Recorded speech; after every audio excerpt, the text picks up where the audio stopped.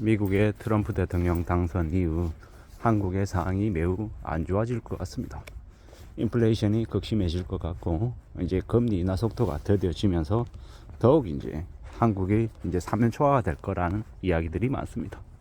안 그래도 이제 미국의 트럼프 대통령 당선되었다라고 하는 이제 확정 얘기가 나온 그 당일날 원달러 환율은 1,400원을 넘었습니다. 이제 그만큼 이제 원화 가치가 이제 하락하고 달러 가치가 올라가는 이 상황이 이제 매우 안 좋은 쪽으로 흘러간다라고 봐야 되는데요. 결국 이제 우리가 이제 앞으로 어떻게 될까가 제일 관건이죠. 이제 걱정이 이제 많이 이제 됩니다. 한국이라고 하는 나라에 사는 보통 사람들에게 더 우려와 염려가 이제 더 클 것 같고요. 특히나 지금 현재는 이제 윤석열 대통령이라고 하는 이가 이제 매우 궁지에 몰려 있는 상황이죠. 지지율이 20% 이내 10%대로 주저앉았습니다. 뭐 이런 상황이다 보니까 국정 운영이 제대로 될 리 없고, 이제 각종 기관들이 이제 정부의 말을 안 듣기 시작하고 있죠. 결국 이제 이런 이제 무정부 사태와 같은 일들이 벌어지면서 한국의 경제가 이제 어디로 흘러갈지가 이제 되게 우려되는 이제 상황입니다. 이런 이제 불안이 가중되는 상황에서 보통의 사람들, 서민들은 이제 더 이제 힘겨워질 게 분명한데요. 이런 와중에도 이제 젊은 이제 청년들은 일하지 않고 취업 준비생이라고 집에 틀어박혀 있고, 나이는 50대, 60대가 노가다 현장, 건설 현장에서 땀 흘리며 일하고 있는 일들이 벌어지고 있습니다. 이제 젊고 힘이 넘치는 청년들은 일하지 않고 웬만큼 오랫동안 일을 하고 고생도 많이 했던 그 나이든 이제 586들이 되려 더 열심히 일하겠다라고 이제 다시 이제 팔을 걷어붙이고 또 열심히 해보겠다라고 뛰어드는 참 아이러니한 모습이 지금 벌어지고 있습니다. 사실상 지금의 20대들 이제 부모들이 교육을 잘못 시킨 거죠. 그리고 이 사회가 또 그들에게 또 너무 오냐오냐 하면서 더 망쳐놨던 것 같고, 저는 이제 최근에 이제 20대 이제 젊은 이제 직원하고 이런저런 얘기하다 보니까 실업급여 얘기가 나왔어요. 한 1년만 일하면 실업급여를 받을 수가 있다라는 거죠. 이제 그런 사실을 이제 얘기 들으면서 실업급여라는 게 정말로 일을 하다가 피치 못한 사정으로 이제 일을 그만두게 되어서 당장 생계가 곤란한 사람들을 대상으로 해서 이제 주는 것이라고 저는 알고 있는데, 너무 아무렇지도 않게 그냥 일하다가 좀 쉬면 그냥 편하게 이제 돈 받을 수 있는 그런 이제 뭡니까? 뭐 세금 탕진하는 뭐 그런 이제 그걸로 이제 전락한 것 같아서 좀 기분이 별로 안 좋았습니다. 실업급여를 이제 수령할 수 있는 조건을 좀 더 많이 까다롭게 해야 된다고 생각합니다. 일한 걸 1년 이상이 아니라 뭐 5년 이상이든 뭐 7년 이상이든 일하는 기간을 좀 더 늘려야 될 것 같고요. 뭐 실업급여를 평생에 뭐 일하다가 그만두고 실업급여 받다가 또 조금 일하다가 또 실업급여 받다가 계속 이러는 악용하는 사람들을 좀 대폭 줄여야 될 것 같습니다. 이런데 우리 세금이 낭비되는 건 또 바람직한 모습이 아닌 것 같고, 되려 이 청년들을 도와주려고 했던 무수히 많은 정책들이 되려 청년들을 더 나약하게 만들고 일하지 않게 하고 그냥 공짜 좋아하는 배짱이를 만들어놔서 나라 꼴이 더 개판이 되어간다라는 생각도 들고요.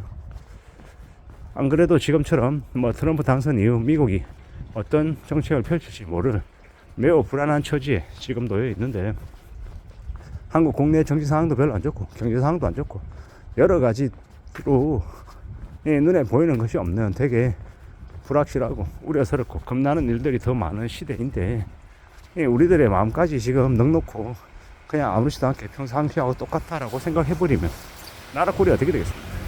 점점 더 이제 엉망이 되어 갈 것 같습니다. 걱정이 많이 되죠. 뭐 저만 걱정하는 거겠습니까? 아니죠. 대한민국 언론들은 계속해서 해리스가 된다고 떠들어대고 했습니다. 너무 언론이 편중되게 보도를 해왔다라는 생각도 들고, 대한민국 언론 믿으면 안 되겠다라는 생각도 들고, 좀 균형 잡힌 시각, 자신들이 원하는 세상 말고 실제로 흘러가는 세상, 세상의 민낯도 좀 드러내는 필요가 있는데, 지금 대한민국의 언론은 너무 자신들이 하고 싶은 얘기, 그리고 불편한 얘기는 안 하고 자신들이 하고 싶어 하는 얘기들만 전면에 내세워서 하는 것 같아서 좀 별로입니다. 그러다가 이제 우리가 이제 뒤통수 맞는 거죠. 우리가 원하는 거, 하고 싶은 것, 뭐 그런 것들만 보여줘서는 안 된다라고 저는 생각하는 겁니다. 젊은 청년들에게도 땀 흘리며 일하고 세상 사는 건 녹록지 않다라는 걸 가르쳐 줘야죠. 부모들이 다 먹여주고 재워주고 입혀주고 용돈까지 손에 쥐어주니까 굳이 일할 생각을 못 하는 겁니다. 내쫓아야죠. 바깥 못하고 기생충처럼 그냥 들러붙어 가지고 사는 인생이 앞으로 뭐 얼마나 그렇게 열심히 살고 세상에 기여하며 살겠습니까? 그런 청년들을 만든 부모들도 반성해야 되고, 이제 어느 정도 또 나이가 든 이제 그들은 이미 성인이기 때문에 부모의 도움을 받으려 하기보다는 되려 스스로 일어서고 스스로 고생할 각오도 해야 되는 거죠. 근데 그런 것들이 좀 잘 안 되고 있는 것 같은 지금의 시대를 보면 화가 나는 거죠. 주식한다 그러고 코인 한다 그러고 미친 년놈들을 만들었습니다. 그리고 여자니까 뭐 남자니까 이러면서 뭐니까 이러면서 공짜 바라고 도와달라 그러고 세상을 이제 아수라장을 만드는 게 누굴까요? 누가 잘못했다, 누가 잘했다 이런 걸 얘기하고 싶은 게 아니라 세상이 너무 엉망이고 뭐 무질서하게 이제 흘러간다라는 생각이 들어서 말씀을 드리는 겁니다. 앞으로 우리가 살아가는 세상은 더 현실적으로 바뀔 것이고 더 이제 어려워질 것 같습니다. 주변 곳곳에서 이미 IMF 시즌2가 시작됐다라고 다들 얘기합니다. 2025년부터는 잃어버린 30년 시작, 원년 1년이다 뭐 이런 얘기들도 많이 하고요. 미국의 기준금리를 좀 제대로 내리는 건 2026년 뭐 그쯤이나 되어야 가능할 거다 뭐 이런 얘기들도 합니다. 이런 상황에서 우리는 어떻게 살 수 있을까요? 어떻게 살아야 될까요? 미국이 한국에 주한미군 주둔 비용도 10배나 올린다고 얘기하고 여러 가지로 한국에 손을 내민다라고 합니다. 이게 지금의 상황이, 이런 상황에 우리는 어떻게 살 수 있을까? 어떤 생각으로 살아야 될까? 고민을 하지 않을 수 없다라는 겁니다. 또 지금의 정부가 미국 바라기만 하고 되게 중국을 배척해서 또 실리를 잃어버리는 이제 그런 짓거리들을 하지 않을까 또 우려나 염려가 되는 것도 사실이고요. 우리네 세상, 우리네 삶들이 좀 안전해지고 좀 차분해지고 괜찮아지면 좋겠는데 그게 쉽지 않을 것 같다라는 생각을 더하게 됩니다. 앞으로 우리는 얼마나 더 곤욕스럽고 더 어려운 일들을 겪으려나 걱정이 계속 쌓입니다.